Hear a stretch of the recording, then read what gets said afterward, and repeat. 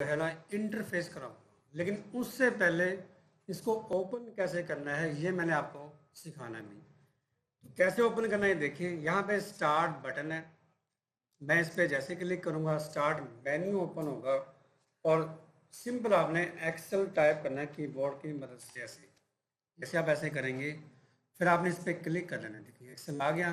जैसे आप इस पर क्लिक करेंगे, ये 2016 का MS ऑफिस है, ये एक्सेल है, ठीक है ना। ये ऐसे ओपन होता है। ये कुछ फॉर्मेट्स बाय डिफ़ॉल्ट नज़र आते हैं। आपने ब्लैंक वर्कबुक पे क्लिक करना है। ये देखिए एक्सेल ओपन हो गया। एक तरीका तो ये है। दूसरा तरीका क्या है कि विंडो प्लस R प्रेस करना आपने। ये रन बॉक्स आएगा, इसमें दो कमांड आप दे सकते हैं। एक तो सिंपल आप एक्सेल लिखो, या डॉट लगा के EXE ऐसे टाइप करना है। ऐसे टाइप करके आप जब से ओके करेंगे आप, तो फिर आपके सामने उसी तरह की विंडो आएगी, ठीक है ना। और ब्लैंक वर्कबुक पे आपने क्लिक कर देना है, ये एक्सेल ओपन हो जाएगा। तीसरे तरीके में ये अभी क्लास के मैंने पिन टू टास्क किया हुआ है इसको यहाँ पे। ये टास्क बार पे ये डेस्कटॉप है सारा, और ये ब्लैक पट्टी आपको नजर आएगी, टास्क बार बोलते हैं। टास्क बार ये नहीं, मैं क्लिक करूँगा एक्सेल टाइप करूँगा, इसके ऊपर राइट क्लिक करूँगा। राइट क्लिक करेंगे ना, देखो ये लिखा हुआ है पिन टू स्टार्ट लिखा हुआ है, इसी के ऊपर आ जाइए। नहीं ऐसे भी आ जाएगा। और ये पिन टू टास्क किया हुआ देखो, इसलिए पिन टू टास्क बार यहाँ पे लिखा हुआ अनपिन फ्रॉम टास्क बार, ठीक है ना। अगर ये पिन ना होता हो तो फिर यहाँ पे क्या होता है, पिन टू टास्क बार लिखा होता है। अब मैं इसको डिलीट करूँगा, फिर ऐसे ही आएगा, ठीक है ना।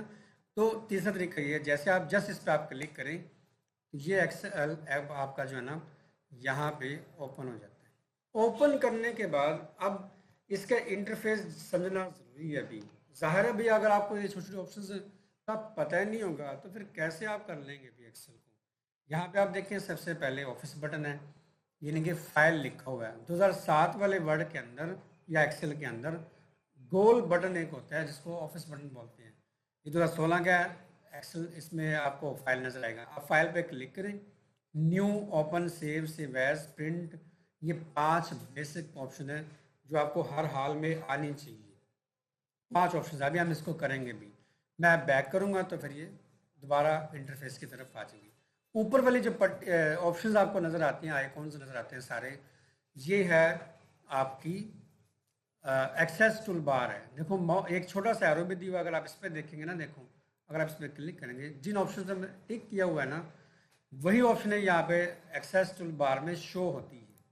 अब यहाँ पे आएंगे, बुक वन लिखा हुआ और एक्सेल लिखा हुआ है, ये टाइटल बार है। फिर विंडो कंट्रोल बटन है, ये 3 बटन। टैब्स है इसके, home, insert, page layout, formula, data, review and view, 7 tabs हैं। हर एक टैब्स की रिबन प्रॉपर्टीज़ है, ये सारी पट्टी रिबन प्रॉपर्टीज़ होती है। इंसर्ट टैब की सारी प्रॉपर्टीज़ हैं और ग्रुप्स बने हैं, ग्रुप्स में ऑप्शंस हैं। पेज लेआउट टैब में प्रॉपर्टीज़ है और ऑप्शंस हैं। फार्मूला बार है, उसमें प्रॉपर्टीज़ हैं, ऑप्शंस हैं। फिर डाटा, रिव्यू एंड व्यू, सब में यानी कि जो है ना ऑप्शंस भी है और ग्रुप्स भी बने हुए हैं, ठीक है ना। यहाँ पे अगर आप आएंगे, नेम बॉक्स की ऑप्शन है, ये फार्मूला बार की ऑप्शन है। अगर आप इस सिंबल पे क्लिक, इस ऑप्शन पे अगर आप क्लिक करेंगे, ये ऑप्शन है क्रॉस हेड की। अगर आप इस पर क्लिक करेंगे सारी शीट सेलेक्ट हो जाएगी यहाँ पे, ये नहीं, ये देखिए। अगर आप इसको प्रेस करके रखेंगे ना तो ऊपर ऊपर नेम बॉक्स के अंदर रो एंड कॉलम की टोटल आपको तादाद नज़र आती है। कैसे? 10,48,576 R लिखा हुआ है, ये रोज़ है, और 16,384 C लिखा हुआ है, ये कॉलम है। अगर मैं एक क्लिक छोड़ दूंगा तो फिर A1 ही लिखा हुआ नज़र आएगा। A1 का मतलब है कि एक कॉलम है, 1 रो है। ये ABC कॉलम होते हैं, 1 2 3 रोज होती है। अब आपने क्या करना है, A to Z आप देखेंगे, यहाँ पे आप देखो ये Z लिखा हुआ नजर आ रहा है। फिर आगे जारी ही है, AZ भी आएगा, BZ भी आएगा, भी CZ भी आएगा, डबल Z भी आएंगे। लास्ट तक पहुंचना कैसे है, कंट्रोल प्रेस करके रखना है कीबोर्ड से, और ये कीबोर्ड पर 4 एरोज नजर आएंगे, लेफ्ट राइट टॉप बटन के। राइट एरो यूज करो, लास्ट कॉलम तक पहुंच गए। लास्ट कॉलम नेम XFD है, कंट्रोल ही प्रेस करके डाउन एरो प्रेस करेंगे तो लास्ट रो नेम तो खैर नहीं है, टोटल तादाद आ रही है, गिनती आ रही है, जो कि 10,78,576 नज़र आती है आपको।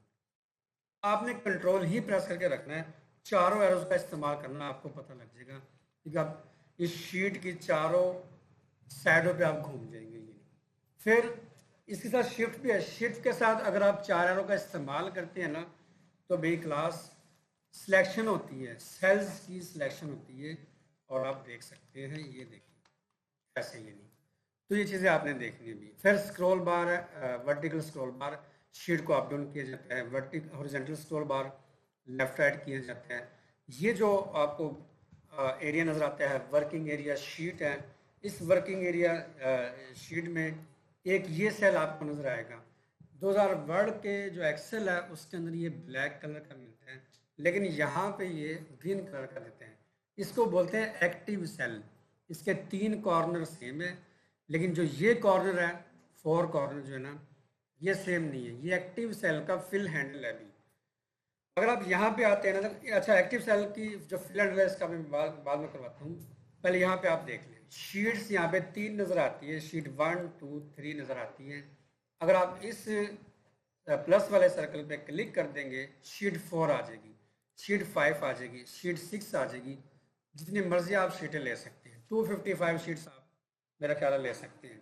शीट को आप राइट क्लिक करो, शीट के ऊपर जहाँ शीट 6 लिखा हुआ है, इसके ऊपर आप राइट क्लिक करो, insert delete rename move or copy, और प्रोटेक्ट वगैरह ये कोड लिखा हुआ है, टैब कलर हाइड, ये सारी चीज़ें आप कर सकते हैं।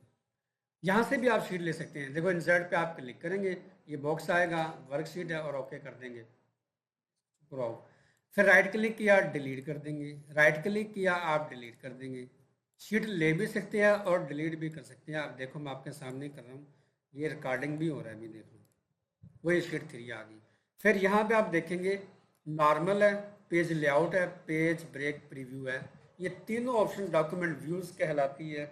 और जब आप यहाँ पे देखेंगे जूम ऑप्शन है, 400 मैक्सिमम जूम है, और मिनिमम आपकी 10% है। अगर आप 10% जूम रखते हैं ना, देखो यहाँ पे आप देख सकते हैं कि कोई भी आपको रो एंड कॉलम नज़र नहीं आता, क्योंकि ये 10% पे होगी। तो मैं इसको देखो इतना रखूँगा जितना आपकी रो एंड कॉलम नज़र आ जाए।